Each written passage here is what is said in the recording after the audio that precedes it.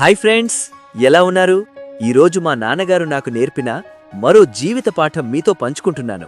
చిన్నప్పుడు నాన్న, నేను స్కూల్కు వెళ్ళను అని అన్నానంటే మా నాన్నగారు కొట్టేవారు. సరిగ్గా కూర్చొని భోజనం చెయ్యకపోతే తిట్టేవారు.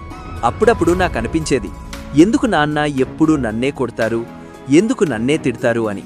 బయట నాలుగురిలో మాత్రం నాతో చాలా మంచిగా మాట్లాడేవారు, నన్ను పొగిడేవారు.